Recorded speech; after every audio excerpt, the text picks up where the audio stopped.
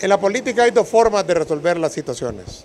Uno por la vía electoral, respetando la voluntad del pueblo, y la otra por acuerdos políticos. Y aquí en Honduras fuimos a la vía electoral y no se respetó la voluntad del pueblo.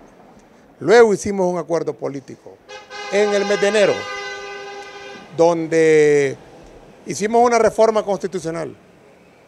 En la reforma constitucional se dejó establecido, según la Gaceta del 28 de enero de este mismo año, los requisitos para nombrar a los concejales del Consejo Nacional Electoral, que debían ser nombrados el 15 de mayo. Tampoco se cumplió. Entonces, cuando estamos ante autoridades que no cumplen nada y que no respetan las elecciones, es complejo que las cosas se resuelvan. Aquí se necesita exigir seriedad, responsabilidad y honor para cumplir los acuerdos. Cumplamos el acuerdo, nombremos el Consejo Electoral, nombremos el Tribunal Electoral y construyamos luego la ley juntos. Porque lo que ellos quieren es darle largas al nombramiento del tribunal con la excusa de la ley, cuando ellos saben que no van a aceptar las condiciones que nosotros pedimos para esa ley. Por ejemplo, la segunda vuelta. Por ejemplo, que en la mesa electoral no estén representados ese montón de partidos de maletín que solo sirven para los intereses del Partido Nacional.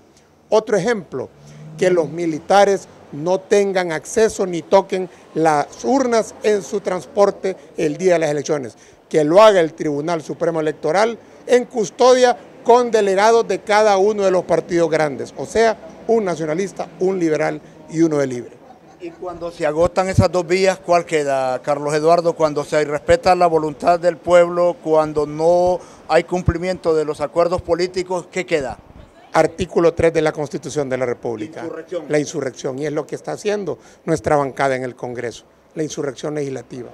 Yo invito a Mauricio Oliva, a quien le he visto por momentos y le he escuchado decir cosas interesantes, cuando estuvo de acuerdo en hacer la reforma, cuando habló de hacer consultas. Todo eso no se puede hacer si no se cumplen los acuerdos. Cumplamos los acuerdos, don Mauricio. Eso es bueno para Honduras.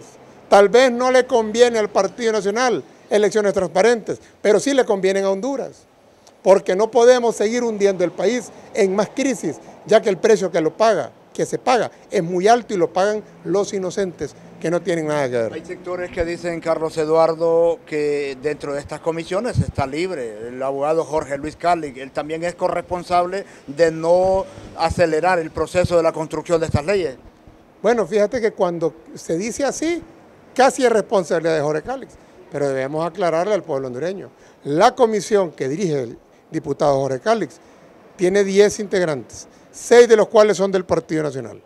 Por tanto, ellos deciden en esa comisión y tampoco han acudido a las reuniones que se han convocado. No hay voluntad. Y yo creo que ya es hora de dejarnos de la viveza y de querer poner trampas y de querer confundir a la gente.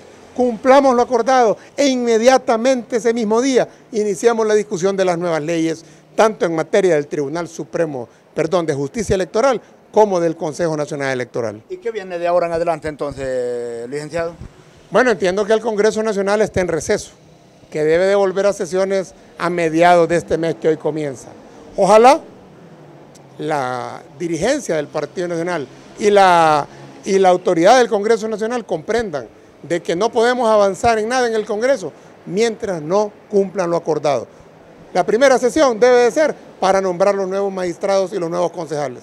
De ahí en adelante el Congreso vuelve a la normalidad y vamos a discutir todas las leyes que sea necesario discutir para bien de Honduras. Escuchábamos hoy a uno de los voceros de la bancada del Partido Libertad y Refundación, don Carlos Zelaya, decir que si van gracias al Congreso móvil, van a seguir en esa insurrección parlamentaria. ¿Para qué hacer ese desgaste si no van a tener esos acuerdos dentro del Poder Legislativo?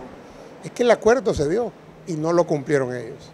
Y nosotros no podemos permitir que nos sigan violentando los acuerdos, porque ya estamos hasta aquí de que nos mientan. Nos mintieron en el diálogo de Guaymura, nos mintieron en el diálogo de la Comisión de la Verdad, nos mintieron en el diálogo con la Unión Europea en el 2013, donde firmó Juan Orlando, nos mintieron en los diálogos de Casa Presidencial en el primer periodo de Juan Orlando y nos vuelven a mentir ahora en enero que hicimos la reforma electoral y no se cumplió.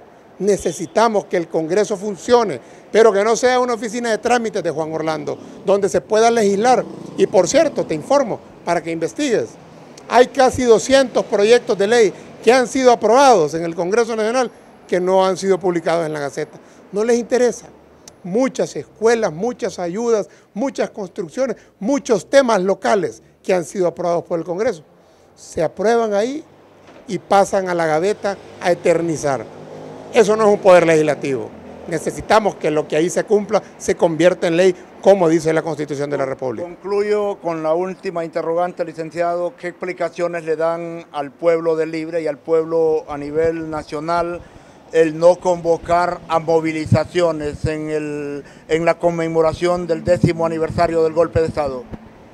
Bueno, Juan Orlando quería gasearnos y los dejamos aguantando sol todo el día. Pobrecitos los soldados, fue gran asoleada la que se pegaron. Inclusive unos se entretuvieron fumando marihuana. Ahí vi unos videos. Qué penoso y qué vergonzoso que esas sean las Fuerzas Armadas de Honduras.